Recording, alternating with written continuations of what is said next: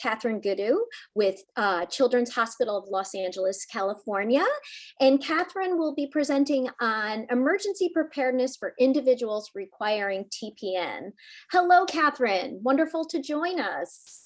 Hi, everyone. Thank you so much for having me. I've given this talk a few times, and I hope to give you some information to help you not just with disasters, but any kind of emergency where your electricity is interrupted, you can't get your pumps going, things like that. So I will attempt to share my screen. Here we go. And let me just. There you go. And if you just want to put that in slideshow format, you will. Yeah, I'm trying to get there. Oh, right at the, if you want, right at the bottom where it looks like a little TV on the stand, if you click that button, there you go. Perfect. Excellent. All right. You are all set. Okay, so I work at Children's Hospital Los Angeles, and I've been in the disaster realm since about 2007 when our hospital received a huge pediatric disaster preparedness grant. And I've looked at different populations and their emergency preparedness. And then Dr. Merritt, who is our director of our intestinal rehab clinic at Children's, approached me to look at disaster preparedness in the children at our hospital who are on TPN. So we received a small grant, and we did some focus groups with families. We also did a disaster, what do you call that? Test, answering questions about their preparedness level. And then we created an interventional educational component to educate these families. In my slide deck at the end, I do have references. So if you're interested in obtaining those, they're in the references, which are in a handout that I have sent to Andrea. So today we're going to talk about what is a disaster, and then what disasters are you vulnerable to, your family vulnerable to? How can you prepare your family? And then how about your family member that's TPN dependent. So a disaster is obviously something that affects a large geographic area, life and health, and there's environmental dangers. It overwhelms response groups, so our EMS providers.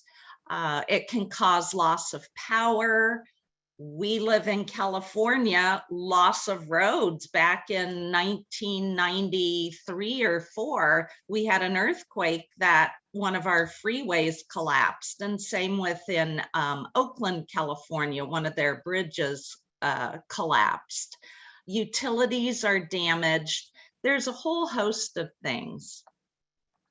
Now, I don't know what areas of the country all of you live in, but have you been affected by a disaster? I know we've had a number of hurricanes in recent times. We've had earthquakes. It's coming up to winter time, so we're going to see, blizzards in the north and the east, and that may affect you. So again, it depends on where in the country you live. So these are, in the South and the Southwest, we have hurricanes. In the Midwest, tornadoes. If you're out in Hawaii, there's volcanoes. We've had floodings, mudslides. This tsunami hazard in the bottom left corner, that's 1 block away from my house. I live about 2 feet above sea level. So again, depending on where you live in the country is going to determine the types of disasters, weather events that are prevalent in your area. You know, and unfortunately, with how our world is today, where everyone is at risk for some sort of a terrorist or a shooting event. And again, we thought with COVID, we would see a decrease, at least with schools, excuse me, with schools being out. We haven't seen these horrible mass shootings in our schools. And then depending on your area, what types especially of natural disasters, what you do to prepare for those. Obviously for earthquakes, we always have to be prepared because we never know when one will hit. But those of you in hurricane zones, you have about 5, maybe 7 days notice, excuse me,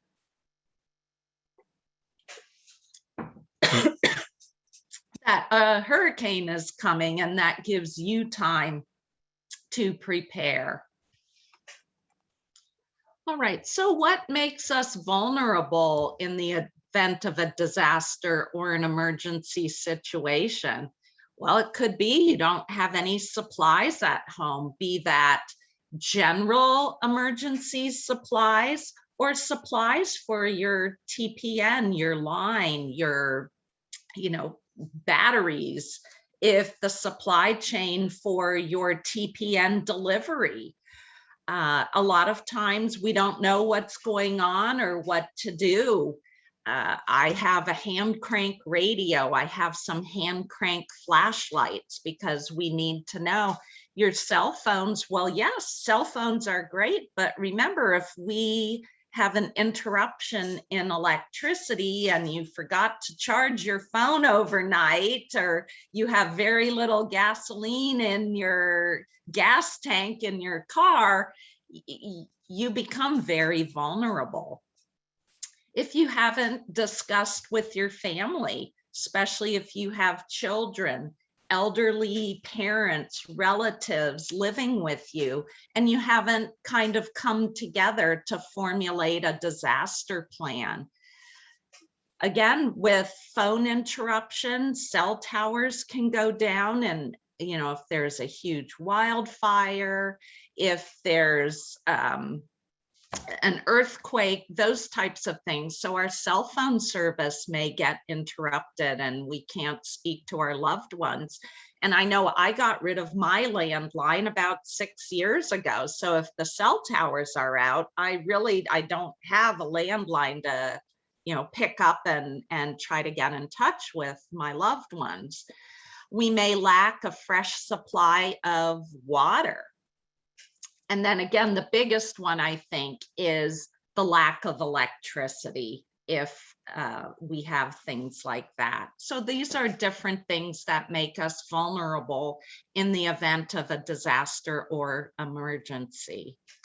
So things to help your family: having an emergency kit. You can buy pre-made kits, the American Red Cross, their website, all kinds of places have emergency kits. We'll talk in a sec about what's in those. You want to have non-perishable food and water that will last for 3 days. And a rule of thumb for water is 1 gallon of fresh water per person per day. So you have to figure out, how many folks are in your household and calculate all of that. There's all kinds of emergency forms, the American Red Cross, Ready, Set, Go on the government website. I have all of those in the handout. Extra medications for all members of your family, having some cash on hand. And then if you have pets, you've got to think about them too, and making sure you have, if they have medication, food, water, those types of things for your pet. All right, for a family emergency communication plan, I don't know about you, but with cell phones, we don't have to memorize anybody's phone numbers anymore. But do you know all of your close loved ones, their cell phone numbers by heart? I actually have a little card in my wallet that has, the significant numbers on a little laminated card, because I honestly can't ever remember my teenager's cell phone number. So I have it in my wallet, so I don't have to depend on my contacts. But again, having all kinds of this information, having an out of town, out of state contact, figuring out an emergency meeting place for your family. If you have a fire in the middle of the night, where are you going to meet? Somewhere, close in your neighborhood. What about outside of your neighborhood, out of town? You want your family members to all have copies of this communication plan. And ready.gov/prepare, they have all kinds of templates for the communication plan.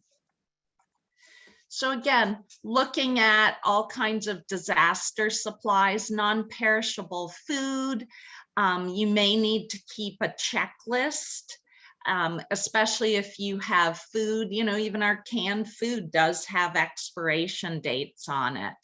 In the center, you can see a multi-purpose tool. You need to have flashlights, working batteries, hand crank radio. Believe me, duct tape, it can go a long way. You can do all kinds of things with duct tape. Having important papers, have them in a Ziploc bag, and also have them on a flash drive. Down here is some emergency thermal, or the blankets that take up very little room. Your medication, if you have younger children, their favorite security toy or doll or stuffed animal, some little activity books for them. Toilet paper, don't forget, if the water is off and you can't flush, you need to have alternate methods. So again, the American Red Cross and ready.gov have all kinds of checklists and lists of supplies and how to prepare in general for your family. All right.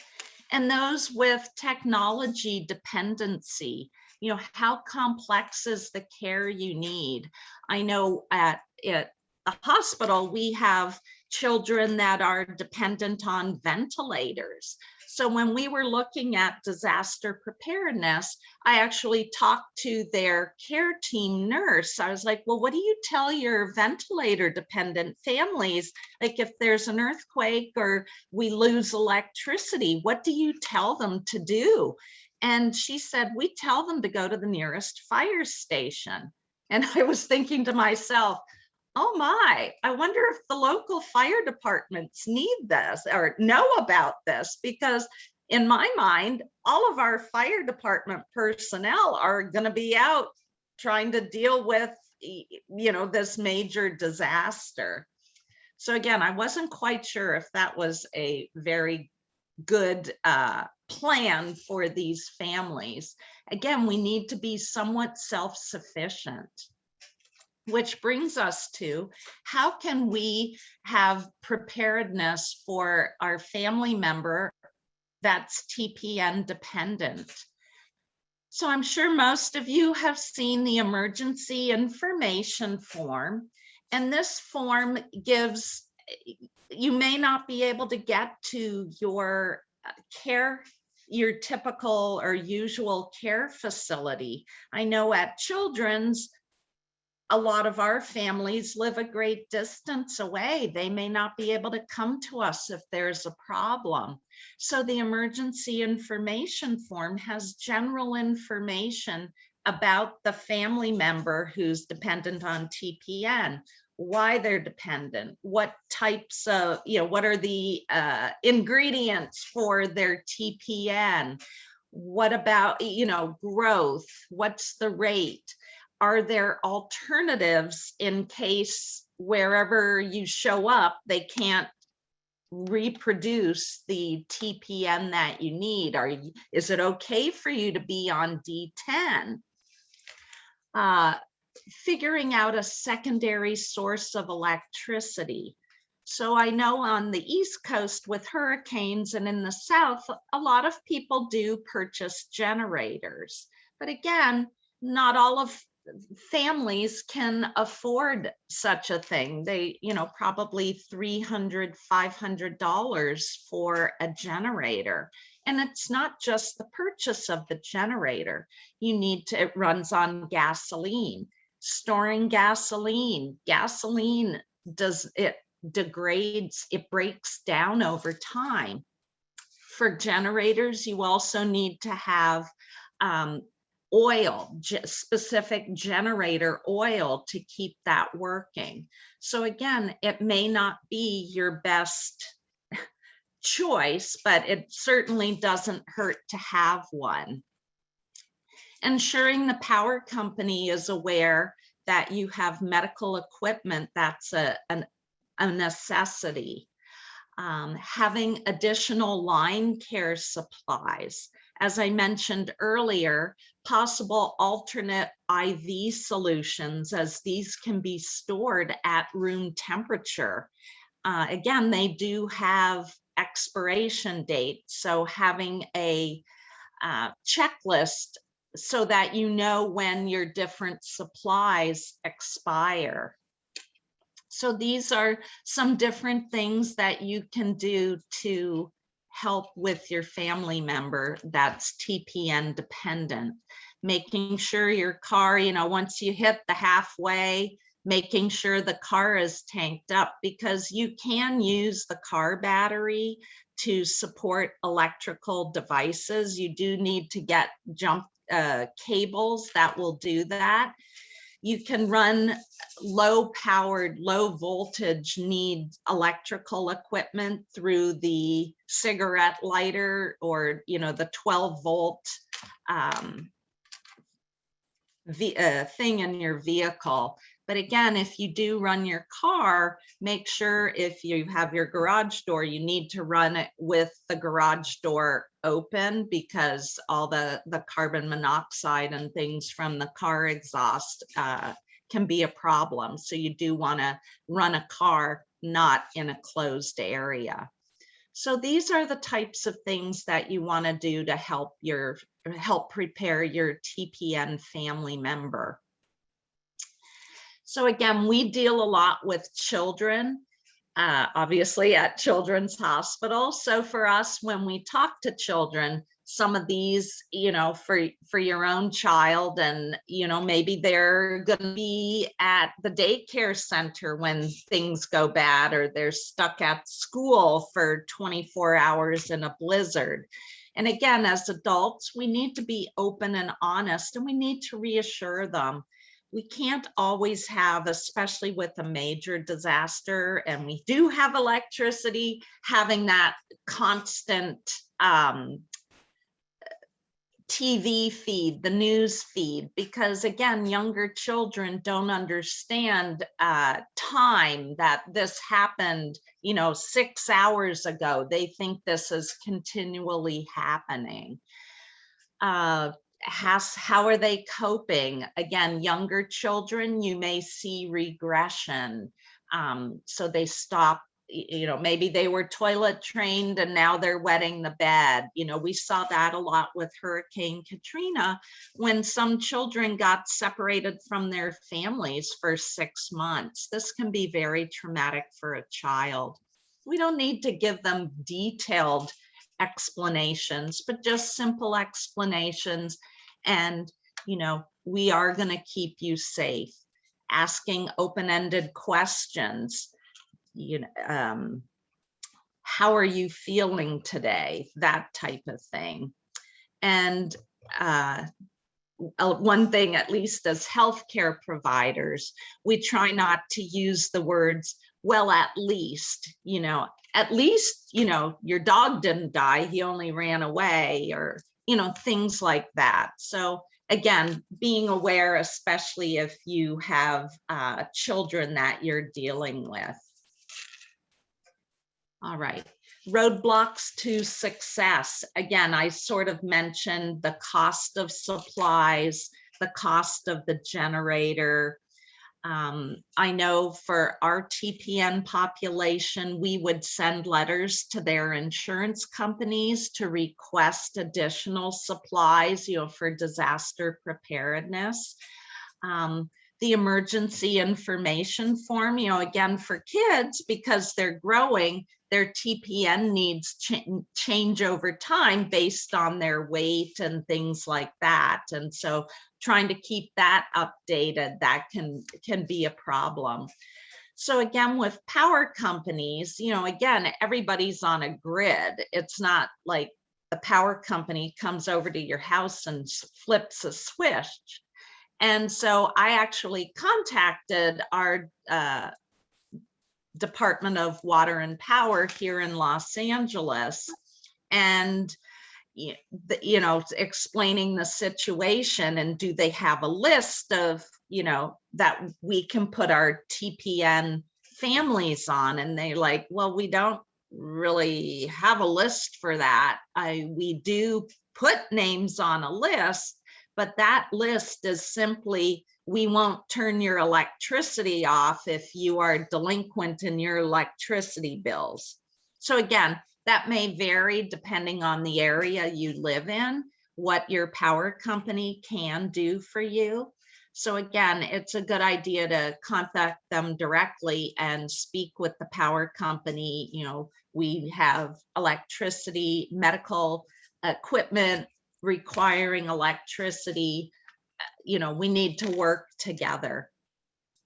And then again, I mentioned expiration dates. So, your dressing changes, your extra line supplies, things like that. If you do get D10, it's a good idea to have a checklist, and so that when things are expiring, so you can then replace them. And then you also want to have that with your general emergency supplies, because again, your food, water bottles, things like that, they do have an expiration date. So looking at things like that. So unfortunately, there is more work that families have to do to ensure they are prepared. I will answer questions in a sec, but this is in the handout. I'm not sure if that was shared yet, Andrea, or if that's up on your website. But here's some the American Red Cross, they have different ones for families with, they call it disabilities. To me, it's families requiring medical equipment, things like that. Preparing your general emergency supplies, a survival disaster kit. I have one under my desk at work. I have one in my car. You just never know.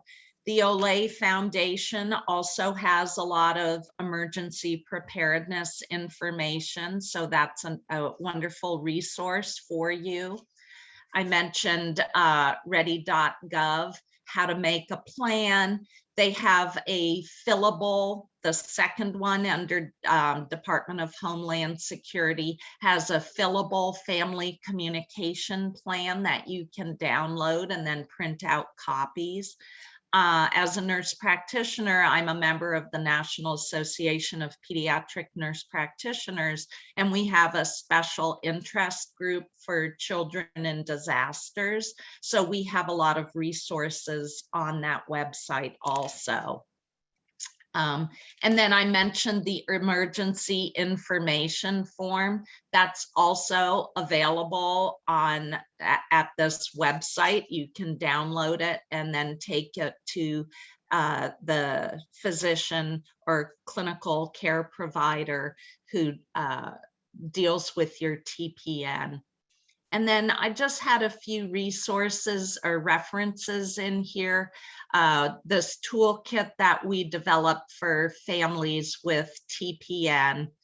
And then the last one on this one, it's our educational intervention. And we basically just did one-on-one interventions with the families, providing them with a waterproof flash drive with their completed emergency information form. We also had that printed out, put in a Ziploc bag, and then speaking individually with families to assess their disaster preparedness preparations and guided them how to make better improvements in their plans.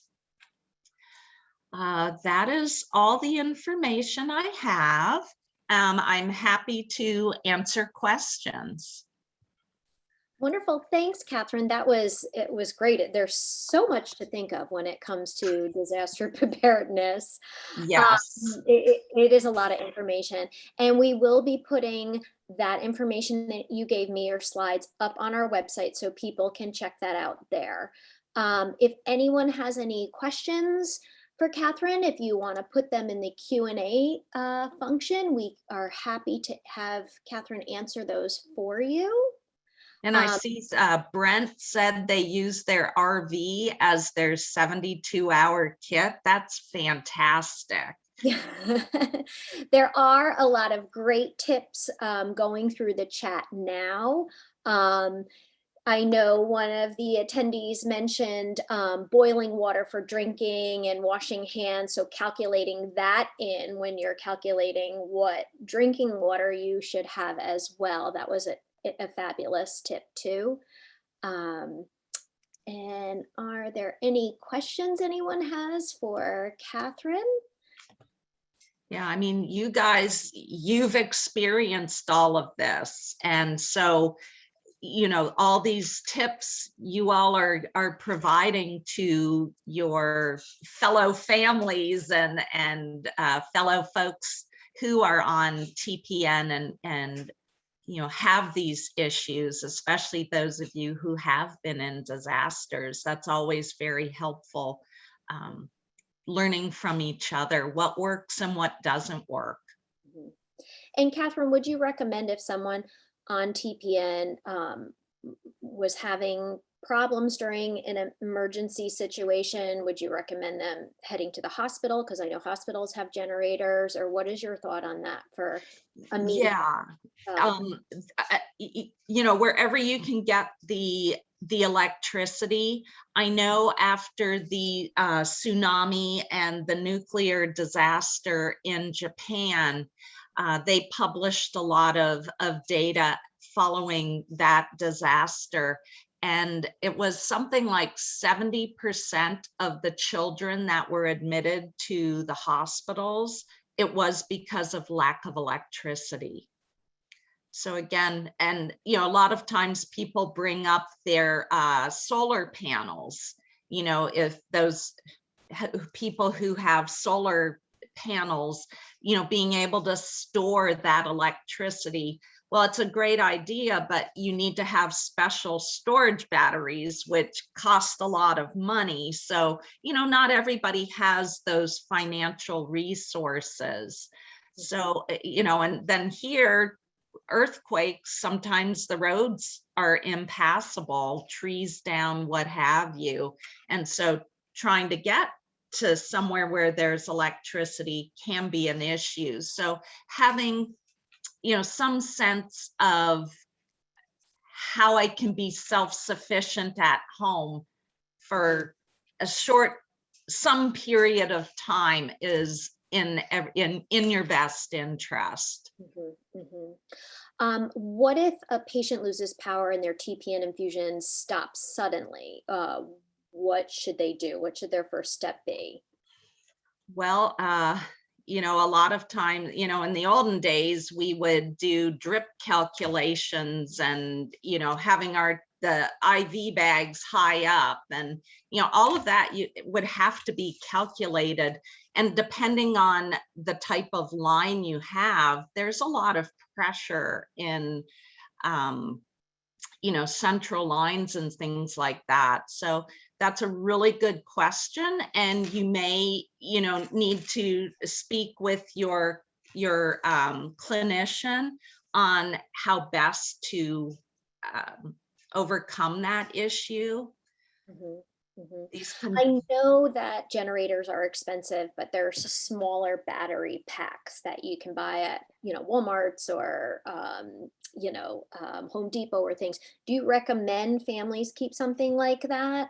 Yeah, you want to have something, you want to have backup. And, Costco, you can get pretty good deals on batteries, large numbers of batteries, and the newer batteries have a longer shelf life. So they're not going to expire like next year, after you spent all this money buying them. They're good for, some of them say up to 10 years shelf life. I've seen those on some of the batteries.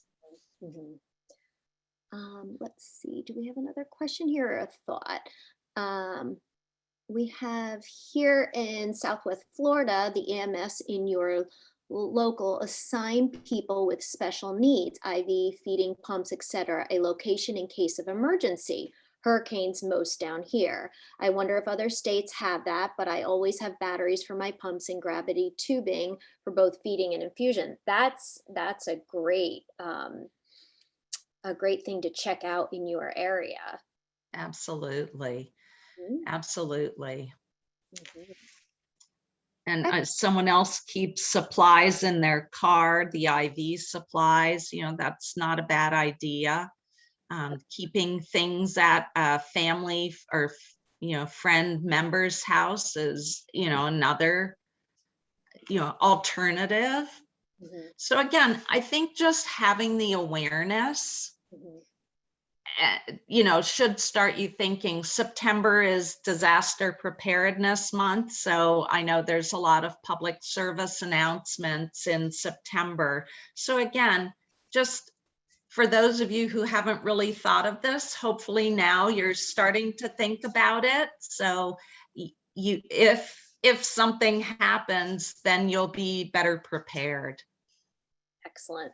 Well, thank you, Catherine. Thank you for joining us and sharing this. It was very interesting. I mean, it relates to everyone, since there seem to be many disasters going on all through the US. So we really appreciate you sharing this with us.